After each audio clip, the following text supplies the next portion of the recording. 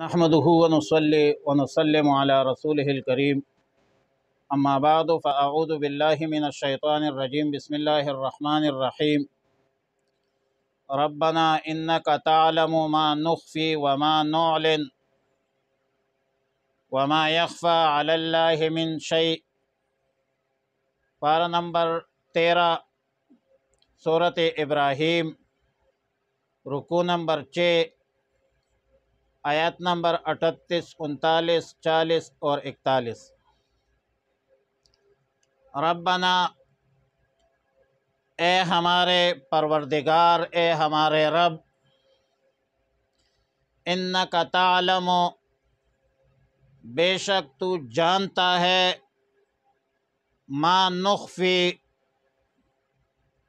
جو کچھ ہم چھپاتے ہیں، وما نعلن، اور جو ہم ظاہر کرتے ہیں، وما یخفی علی اللہ من شیء، اور خفی نہیں ہے، چھپی ہوئی نہیں ہے اللہ پر، من شیء، کوئی چیز، فی الارض، زمین میں، ولا فی السماء، اور نہ آسمان میں۔ الحمدللہ الذی، تمام تعریفیں اس معبود برحق کے لیے ہے، اللہ کے لیے ہے، الذی وہب لی، جس نے عطا کیے مجھے، علی الکبر، بڑھاپے میں، بڑی عمر میں، اسماعیل علیہ السلام، و اسحاق علیہ السلام، ان ربی لسمیع الدعاء، بے شک میرا رب سننے والا ہے دعا کو۔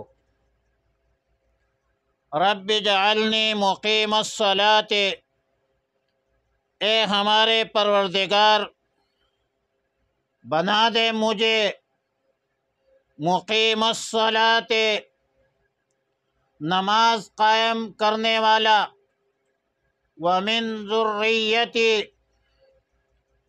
اور میرے اولاد کو بھی نماز قائم کرنے والے بنا دیجئے۔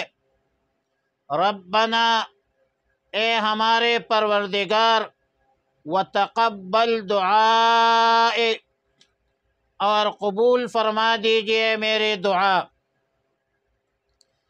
ربنا اغفر لی، اے ہمارے پروردگار، بخش دے مجھے، ولوالدی، اور میرے ماں باپ، میرے والدین، وللمؤمنین، اور سب اہل ایمان کو، مسلمانوں کو، یوم یقوم الحساب، جس دن قائم ہوگا حساب۔ مذکورہ آیتوں میں دعا کا تکملہ ہے، اور فرمایا ربنا انک تعلم ما نخفی وما نعلن۔ اللہ کے علم اور علم محیط کا حوالہ دے کر سیدنا ابراہیم علیہ السلام نے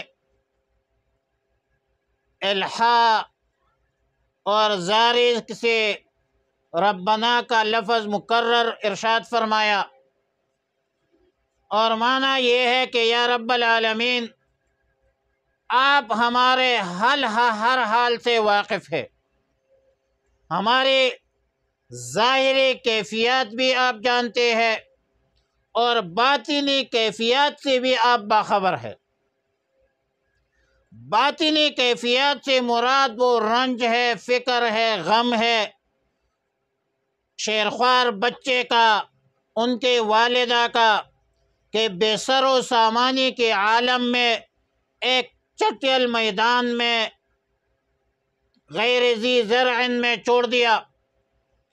اور ظاہری کیفیت سے ابراہیم علیہ السلام کے وہ دعا اور سیدہ ہاجرہ کی وہ کلمات ہے جو سیدہ ہاجرہ رضی اللہ تعالی عنہا نے سن کر حکم الہی کے مطابق فوراً تعمیل کی اجازت دی۔ جب فلسطین جانے لگا تو پوچھا کہ کیوں جا رہے ہو؟ فرمایا اللہ کا حکم ہے۔ سیدہ ہاجرہ رضی اللہ تعالی عنہا نے فرمایا کہ اللہ کے حکم کی فوراً تعمیل کیجیے، ہمارے لیے اللہ کافی ہے، اللہ ہمیں ضائع نہیں کرے گا۔ اور آیات کے آخر میں علم الہی کی وسعت کا مزید بیان ہے کہ یا رب العالمین آپ ہمارے ظاہر کو بھی جانتے ہیں، باطن پر بھی خبردار ہے، اور ظاہر ہے کہ اللہ کا علم محیط ہے، آسمانوں پر بھی ہے، زمینوں پر بھی ہے، اور اللہ سے کوئی چیز مخفی نہیں ہے۔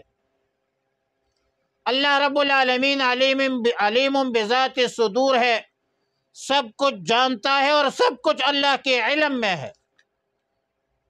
اور پھر اگلے آیت میں فرمایا الحمدللہ الذی وہب لی علی الکبر اسماعیل و اسحاق۔ یہ دعا کا تکملہ ہے، کیونکہ دعا کے آداب میں سے یہ بھی ہے کہ اللہ تعالیٰ کی حمد و ثنا کیا جائے، اللہ کی نعمتوں پر اللہ کا شکر ادا کیا جائے۔ اور ابراہیم علیہ السلام نے تو بئی معنی شکر ادا کیا کہ شدید بڑھاپے میں اللہ تعالیٰ نے اولاد کی نعمت سے مالا مال فرمایا۔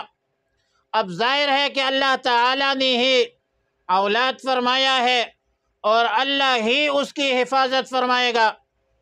جس کو میں ایک چٹیل میدان میں غیر ذی زرع عند بیتک المحرم چھوڑتا ہوں، اولاد بھی اللہ کا عطیہ ہے، اور اللہ نے دیا ہے، اور اللہ ہی حفاظت کرے گا۔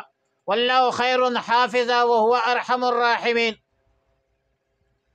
اور دعا کا تتمہ بھی حمد و ثنا سے فرمایا کہ ان ربی لسمیع الدعاء، میرا پروردگار دعاؤں کا سننے والا ہے، دعاؤں کو قبول کرنے والا ہے۔ ابراہیم علیہ السلام پھر مزید حمد و ثنا میں مصروف ہو گئے، اور فرمایا رب اجعلنی مقیم الصلاۃ ومن ذریتی، اے میرے پروردگار مجھے بھی نماز قائم کرنے والا بنا دے، میرے اولاد کو بھی نماز کا پابندی کرنے والا بنا دے، تاکہ نماز کا بروقت اہتمام ہو اور نماز کی اہمیت اس پر واضح ہو۔ اور بالآخر میں بڑے الہا سے زارے سے عرض کی کہ یا رب العالمین، ہے میرے پروردگار میرے دعا قبول کیجئے۔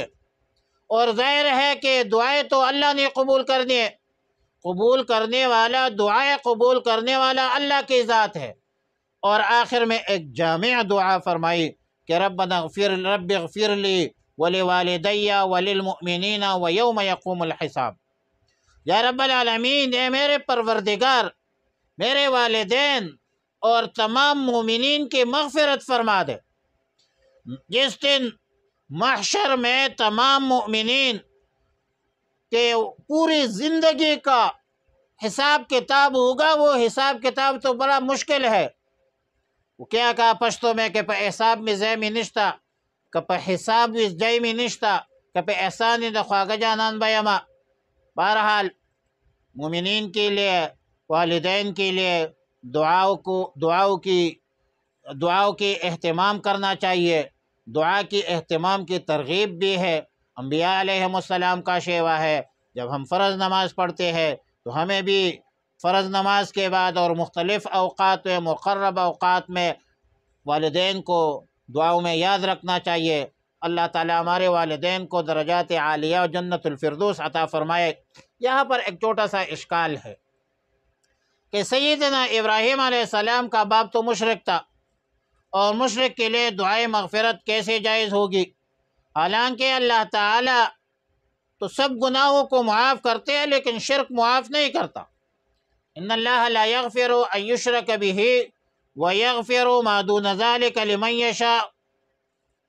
اس سوال کا تفصیلی جواب تو سورہ توبہ کی آیت وما كان استغفار لإبراہیم لأبیہ الا عن موعدۃ وعدها ایاہ، اس کی تفسیر میں ہم نے اس کی تفسیر کی ہے، لیکن اس کا خلاصہ یہ ہے کہ حضرت ابراہیم علیہ السلام نے اپنے والد گرامی اپنے باپ سے وعدہ کر لیا تھا کہ اللہ تعالیٰ سے میں تمہارے لیے استغفار کروں گا، اور ظاہر ہے ابراہیم علیہ السلام کو اپنے والد کے مسلمان ہونے کی امید تھی۔ پھر جب انہیں اس بات کا یقین ہو گیا کہ اس کے موت کفر پر ہوگی تو اس سے بیزار ہو گئے۔ مذکورہ دعا تو تب کی ہے، وہ بیزار ہونے سے پہلے کی دعا ہے، یہ جو دعا ہے رب اغفر لی ولوالدی۔ جب ابراہیم علیہ السلام کو والد کی موت علی الکفر کا علم ہوا اور مسلمان ہونے کی امید ختم ہوئی تو دعائے مغفرت نہیں کی، لیکن جب تک امید تھی دعا کی۔ سیدنا ابراہیم علیہ السلام نے پھر مغفرت کی دعا چھوڑ دی جب امید ختم ہو گئی۔ بہرحال مسلمانوں کو بھی تعلیم ہے کہ اپنے مسلمان بھائیوں کو، والدین کو، رشتہ داروں کو دعائے مغفرت کرنا چاہیے، اور دعا میں خاص کر والدین، اساتذہ، رشتہ دار، اپنے محسنین، مربین، قائدین اور سب مسلمانوں کو یاد کرنا چاہیے۔ اللہم اغفرہم وارحمہم ولا تعذبہم واجعل قبورہم روضۃ من ریاض الجنہ وادخلہم فی جنات النعیم والفردوس۔ صدق اللہ العظیم۔